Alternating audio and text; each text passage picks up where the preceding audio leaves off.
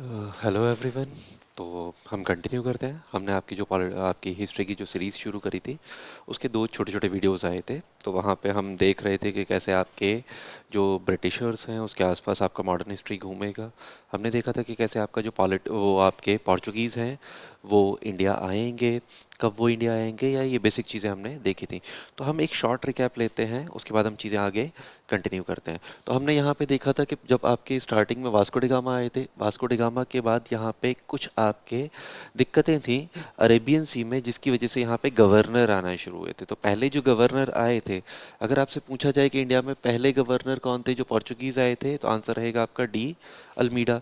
फिर हमने देखा था कि अल्मीडा ने यहाँ पे दो चीज़ें शुरू करी थी, ब्लू वाटर पॉलिसी शुरू करी थी और पोर्चुगीज़ नेवी को सुप्रीमेसी या पोर्चुगीज़ नेवी की जो पावर थी वो डेवलप करी थी। अगले गवर्नर आएंगे आपके कौन, अगले थे आपके अल्फांसो अल्बुकर्क, जो आपके 1509 में आए थे। अल्बुकर्क के दो इंपॉर्टेंट काम थे। पहला था अल्बुकर्क ने गोवा को कैप्चर किया था, है ना। बीजापुर के राजा थे यूसुफ आदिल शाह, जिनसे गोवा कैप्चर हुआ था अल्बुकर्क के टाइम पे। और अल्बुकर्क ने क्या किया था, जो उसका कंट्रोल्ड एरिया था जहाँ पे उनका रूल हुआ करता था, वहाँ पे उन्होंने क्या किया आपका, वहाँ पे सती सिस्टम को बैन किया था, है ना। और सती सिस्टम को बैन करेंगे और पोर्चुगीज जो मेल होंगे उन्हें इंस्पायर करेंगे कि वो इंडियन वेमेन से शादी करें। तो यहाँ तक कि हम एक चीज़ जो है वो आपका देख चुके हैं। तो ये एक शॉर्ट रिकैप था। अब यहाँ से आगे कंटिन्यू करते हैं। अच्छा, यहाँ पोर्चुगीज आए। अब पोर्चुगीज आएंगे, यहाँ पे सेटल होंगे, तो कई सारे लोग होंगे जो गवर्नर बन के आएंगे। हमें सारे गवर्नर याद नहीं रखने। ऑलमोस्ट आपका 120 प्लस कह सकते हो, 120 130 प्लस गवर्नर जो थे आपके पोर्चुगीज के इंडिया में आए थे। लेकिन हमें उतना डाटा याद नहीं रखना, हमें कुछ गवर्नर याद रखने हैं। जैसे फर्स्ट गवर्नर जो आए थे वो कौन आए थे, आपके डी अल्मीडा। हमें दूसरे गवर्नर याद रखने हैं जो आए थे आपके कौन, अल्बुकर्क। उसके बाद आपका भारत में या इंडिया में 1524 में यहाँ पे जितनी भी सारी चीज़ें थी, वो सारी चीज़ें डेवलप करने में मेन रोल था आपके वास्को डी गामा का। तो पोर्चुगीज़ गवर्नमेंट जो होगी या जो आपकी पोर्चुगीज़ ईस्ट इंडिया कंपनी होगी, वो उन्हें एज अ रिस्पेक्ट या एज अ ऑनर वो हो आपका 1524 में वास्को डी गामा को एज अ गवर्नर इंडिया भेजेगी। तो आप एक चीज़ याद रखेंगे, क्या चीज़ आपसे पूछा जाए कि Vasco da Gama as a trader India में कब आए, तो आंसर रहेगा 1498 और 1502। पूछा जाए Vasco da Gama as a governor India में कब आए, तो आंसर होगा आपका कितना, 1524। आपसे पूछा जाए वास्को ड गामा इंडिया में कितनी बार आए, तो आपका आंसर होगा वास्को ड गामा इंडिया में 3 टाइम्स आएंगे, है ना। तो ये चीज़ें आप याद रखेंगे। अब वास्को ड गामा के बाद जो अगले इंपॉर्टेंट गवर्नर इंडिया आएंगे, वो आएंगे आपका 1529 में, जिनका नाम था नीनो डी कुन्हा, है ना। तो यहाँ पे याद रखेंगे, नीनो डी कुन्हा आपके अगले इंपॉर्टेंट गवर्नर होंगे पोर्चुगीज जो इंडिया में आएंगे। और इनके टाइम पे या इन्होंने जो एक इंपॉर्टेंट डिसीजन लिया, वो इन्होंने क्या किया, जब ये 29 में आए तो 29 के बाद नेक्स्ट ईयर यानी कि 1530 जो होगा, 30 में आके ये आपका अब तक पोर्चुगीज जो कैपिटल हुआ करती थी, वो कैपिटल हुआ करती थी आपका कोचीन में, है ना। अब तक जो पोर्चुगीज कैपिटल थी, वो कैपिटल थी आपका कोचीन में। और ये कोचीन वाली जो कैपिटल थी उसे ट्रांसफर करके क्या कर देंगे, गोवा, है ना। अब तक आपका कैपिटल कहाँ थी, कोचीन में कैपिटल हुआ करती थी। और ये कोचीन वाली कैपिटल को ट्रांसफर करके एक न्यू कैपिटल बनाएंगे पोर्चुगीज की, जो क्या थी आपकी गोवा। तो हम याद रखेंगे कि 1529 या 1530 से पहले पोर्चुगीज कैपिटल क्या थी इंडिया में, तो आंसर क्या होगा आपका, कोचीन। क्योंकि पता है कि पोर्चुगीज पहली फैक्ट्री इंडिया में कहाँ लगी, कोचीन में। पूछा जाए 1530 के बाद पोर्चुगीज कैपिटल इंडिया में कहाँ थी, गोवा में। बेटा देखो हिस्ट्री का कितना इम्पैक्ट होता है।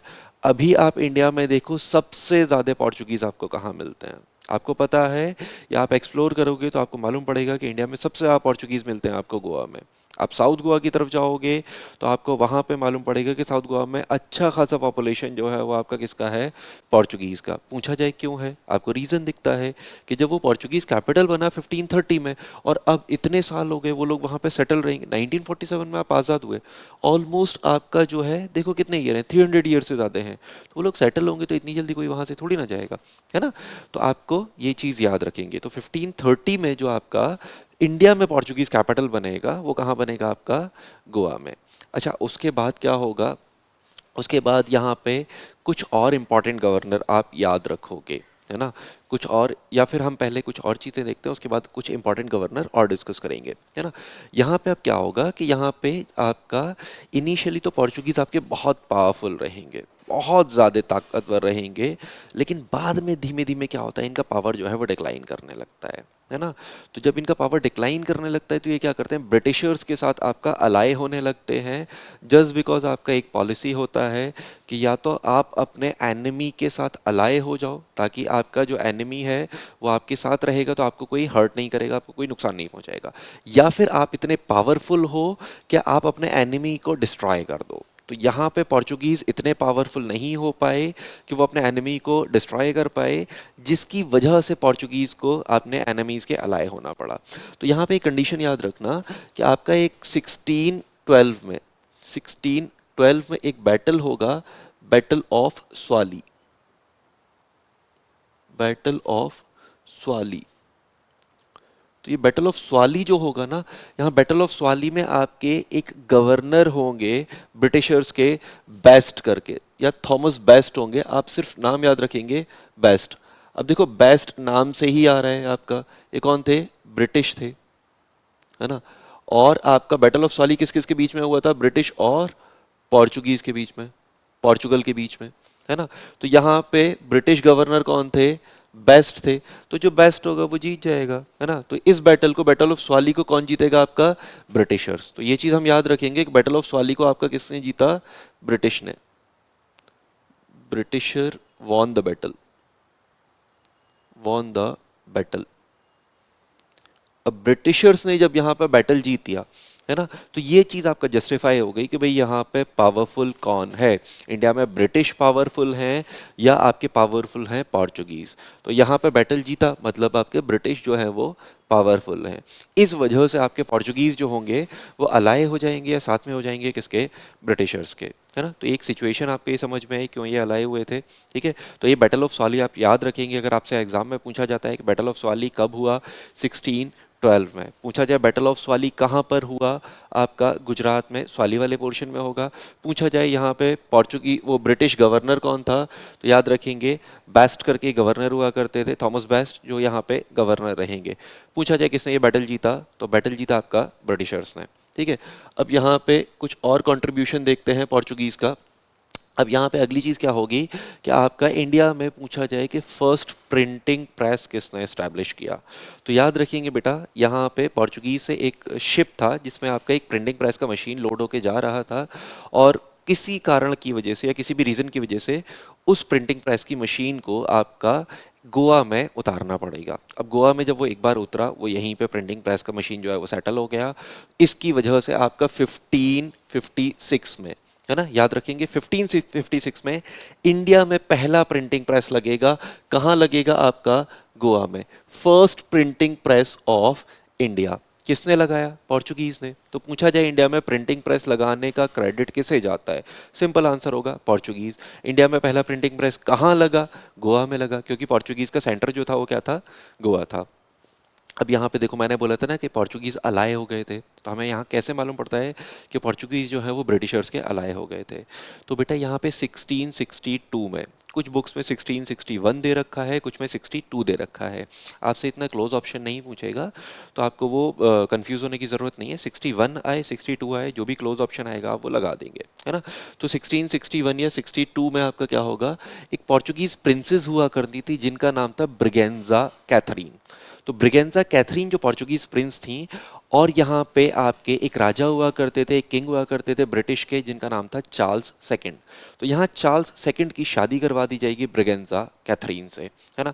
तो जाहिर सी बात है कि आप एक रिलेशन, मैट्रिमोनियल अलाइंस बना रहे हो, एक रिलेशन बना रहे हो, ताकि चीज़ें आप आगे स्मूथली रन कर पाओ। अच्छा, इंडिया में शादी हुई है तो एक चीज़ और याद रखना, इंडिया में शादी हुई है तो बेटा डॉरी सिस्टम इंडिया में चलता है। सही है गलत है ये चीज़ मैं अभी इस क्लास में डिस्कस नहीं करूँगा, लेकिन हाँ, इंडिया में शादी हुई है तो यहाँ पे पोर्चुगीज जो होंगे वो ब्रिटिशर्स को देंगे एक डाउरी। डाउरी में वो यहाँ पे आपके ब्रिटिशर्स को क्या देंगे, बॉम्बे। तो आपसे पूछा जाए कि बॉम्बे ब्रिटिशर्स को कैसे मिला, है ना, या बॉम्बे पहले किसके कंट्रोल में था मॉडर्न इंडियन हिस्ट्री में, तो पहले था वो पोर्चुगीज के कंट्रोल में, और बाद में वो डाउरी में मिल जाएगा किसे, आपका ब्रिटिशर्स को। किसे मिलेगा, चार्ल्स सेकंड को, ब्रिटिश प्रिंस थे या ब्रिटिश किंग थे चार्ल्स सेकंड को। बाद में आपका 1668 में क्या होता है, चार्ल्स सेकंड जो है वो आपका बॉम्बे को दे देते हैं ईस्ट इंडिया कंपनी को, ईयरली कुछ वो आपका रेवेन्यू लेते हैं और वो ईस्ट इंडिया कंपनी को दे देते हैं। और बाद में आपका बॉम्बे एक बड़ा सेंटर बनता है आपका ईस्ट इंडिया कंपनी का। तो यहाँ पे हम ये चीज़ याद रखेंगे कि ईस्ट इंडिया कंपनी पे आपका बॉम्बे कहाँ से आया, पहले पोर्चुगीज़ पे था, पोर्चुगीज़ ने एज अ डाउरी में दिया आपका चार्ल्स सेकंड को, चार्ल्स सेकंड ने वो दिया ईस्ट इंडिया कंपनी को और बाद में वो उनका एक बहुत बड़ा प्रोविंस बन के उभरेगा। अच्छा एक चीज़ और, अगर कोई कमेंट में मुझे बता सकता है तो बताना, बॉम्बे वर्ड का मीनिंग क्या है। याद रखना बॉम्बे जो नाम है वो आपका पोर्चुगीज़ ने रखा था, है ना। और ये बॉम्बे वर्ड का अगर आपसे पोर्चुगीज़ में मीनिंग पूछा जाए, जिसे हम मुंबई यहाँ पे लिख रहे हैं, ये है आपका गुड बे, है ना। तो ये चीज़ आप याद रखो कि गुड बे या गुड पोर्ट के तौर पे आप इसे बोलते हो, ठीक है। चलो तो यहाँ पे एक अलाय वाली कंडीशन आपको दिख रही है, यहाँ पे धीमे धीमे और चीज़ें होंगी। अच्छा आप एक चीज़ और समझो, यहाँ पे क्या होगा, एक और कंट्रीब्यूशन था जो पोर्चुगीज़ का था इंडिया में। अगर आपसे पूछा जाए पोर्चुगीज़ का इंडिया में और क्या कंट्रीब्यूशन था, तो आप जितने भी बुक्स देखोगे यहाँ पे बोला जाता है कि पोर्चुगीज़ ने इंडिया में क्या किया, पोर्चुगीज़ ने पोटैटो, है ना, और टोबैको, है ना, तो आलू और तंबाकू बोलते हैं हम हिंदी में, तो आपके पोटैटो और टोबैको का जो कल्टीवेशन इंडिया में स्टार्ट करेंगे उसका भी क्रेडिट जाता है किसे, आपका पोर्चुगीज़ को, है ना। कुछ सोर्सेज आपका टोमेटो भी बोलते हैं, लेकिन यहाँ पे सारे सोर्सेज नहीं बोलते, तो हम उस चीज़ को आपका इग्नोर कर रहे हैं। हम बस ये याद रखेंगे कि दो चीज़ें जिनका ज़्यादातर सोर्सेज बोलते हैं वो क्या है, आपका पोटैटो और टोबैको। तो पूछा जाए इंडिया में पोटैटो का कल्टीवेशन किसने शुरू किया, पोर्चुगीज़। इंडिया में टोबैको का कल्टीवेशन किसने शुरू किया, पोर्चुगीज़।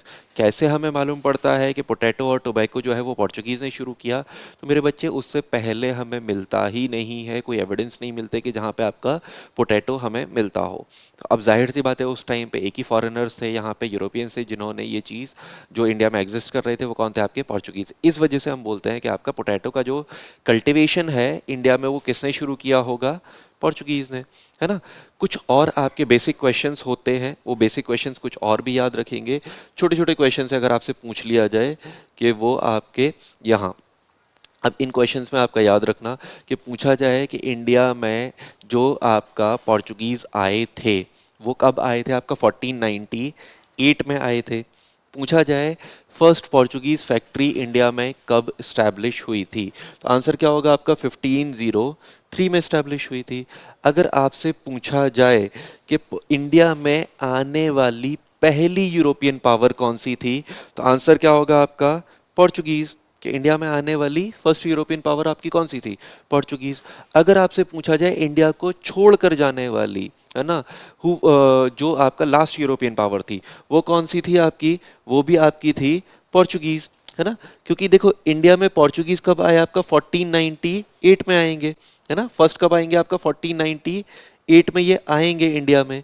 और ये जाएंगे कब, ब्रिटिशर्स इंडिया को लेफ्ट करके चले गए थे बेटा आपका 1947 में, है ना। फ्रेंच आपके चले गए थे आपका इंडिया को छोड़ के आपका 1954 में। ऑल्दो उससे पहले उनकी पावर खत्म हो चुकी थी, लेकिन फिर भी वो आपका जो उनका कंट्रोल्ड एरिया था, जो आपका पौंडीचेरी वाला एरिया था, वो आपका 1954 में छोड़कर चले गए थे। लेकिन पोर्चुगीज या पुर्तगालियों से हमने जो आपका गोवा को इंडिपेंडेंस लिया, वो हमने कब लिया था, आपका 1961 में, है ना। तो पोर्चुगीज से हमने गोवा को जो इंडिपेंडेंट करवाया वो कब करवाया, आपका 1961 में। तो यहाँ पे पूछा जाए कि लास्ट पावर जो इंडिया को छोड़ कर गई है वो कौन सी थे, आपके पोर्चुगीज। कब, आपका 1961 में, है ना। अब यहाँ पे एक और चीज़, ये लास्ट वाला पॉइंट भी बड़ा ढंग से समझना। ये लास्ट वाले पॉइंट में क्या बोल रहा है कि यहाँ पे जो आपके अल्मीडा थे, अल्मीडा ने नेवल सुप्रीमेसी इस्टेब्लिश करी थी। मतलब अल्मीडा ने पोर्चुगीज जो नेवी थी उसे पावरफुल बनाया था। लेकिन ऑन लैंड या इंडिया वाला जो पोर्शन है वहां पे जो पोर्चुगीज सुप्रीमेसी डेवलप करी थी वो करी थी आपका किसने, अल्बुकर्क ने, है ना। तो वो चीज आपका किसने एस्टेब्लिश करी थी, अल्बुकर्क। तो यहाँ पे आपसे पूछा जाता है कि who was the real founder of Portuguese power in India. तो क्योंकि अल्बुकर्क ने इंडियन सॉइल पे आपके पोर्चुगीज की पावर इस्टेब्लिश करी थी, उन्होंने बीजापुर को डिफीट किया था, गोवा को कैप्चर किया था, इस वजह से आपका बोला जाता है अल्बुकर्क को real founder of Portuguese power in India. तो ये पॉइंट आप याद रखेंगे। ठीक है, चलिए एक दो पॉइंट सिर्फ मैं और आपको डिस्कस करता हूँ, इन केस आपसे पूछ लिया जाए अगर आपका कमीशन पेपर बहुत टफ बनाने की कोशिश कर रहा है, तो वो एक दो चीज़ और हैं जो हमें यहाँ पे याद रखनी होंगी, और आपका ये पोर्चुगीज़ वाला पोर्शन जो है वो आपका ख़त्म हो जाएगा, है ना। तो यहाँ पे तीन हमने छोटे छोटे पार्ट्स में किया है। अगर आपसे पूछा जाए कि बेटा पोर्चुगीज़ जब आपका इंडिया इंडिपेंडेंट हुआ, है ना, जब इंडिया इंडिपेंडेंट हुआ तब आपके पोर्चुगीज इंडिया में थे, तो पूछा जाए इंडिया के इंडिपेंडेंस के टाइम पे पोर्चुगीज गवर्नर कौन था, कौन था जो पोर्चुगल गवर्नर था जो गोवा वाले एरिया को कंट्रोल कर रहा था, या कौन सा पोर्चुगल गवर्नर गोवा को कंट्रोल करेगा at the time of independence of India. तो बस एक नाम याद रखेंगे, एक छोटा सा नाम यहाँ पे देख लेंगे। 1947 के टाइम पे गोवा का जो गवर्नर रहेगा वो रहेगा जॉर्ज एफ बोस, है ना। तो ये एक गवर्नर का नाम याद रखेंगे, और एक और गवर्नर का नाम हम याद रखेंगे कि पूछा जाए जब आपका इंडिया और पोर्चुगीज के बीच में बैटल हुआ, जब पूछा जाए इंडिया और पोर्चुगीज के बीच में बैटल होगा, जब आपका ओ सॉरी जब पूछा जाए आपसे कि इंडिया और पोर्चुगीज के बीच में बैटल होगा, और यहाँ पे इस बैटल में आपके उस बैटल के टाइम पे पोर्चुगीज गवर्नर कौन था, तो बैटल कब हुआ था आपका 1961 में हुआ था, है ना, 1961 में हुआ था। या फिर आपसे पूछ लिया जाए कि लास्ट पोर्चुगीज गवर्नर कौन था इंडिया में, तो दोनों का आंसर एक ही है। तो यहाँ पे उस गवर्नर का नाम था आपका मैनुअल मैनुअल वी सिल्वा। काफ़ी बड़ा सा नाम है, आप मैनुअल वी सिल्वा याद रखेंगे तो इट्स मोर देन सफिशिएंट, है ना। तो पोर्चुगीज़ वाले टॉपिक से हम ऑलमोस्ट इतने ही क्वेश्चन याद रखेंगे, इससे ज़्यादा क्वेश्चन शायद आपके किसी कमीशन में आते भी नहीं हैं, और बाकी अगर कुछ होगा तो हम आगे आपका पॉइंट फॉर्म में देखते जाएंगे। ठीक है, चलिए अब हम आपसे मिलते हैं नेक्स्ट आपकी वीडियो में, और नेक्स्ट वीडियो में हम आपका शुरू करेंगे डच। बहुत एक छोटा सा टॉपिक है, कंप्लीट करेंगे। Thank you.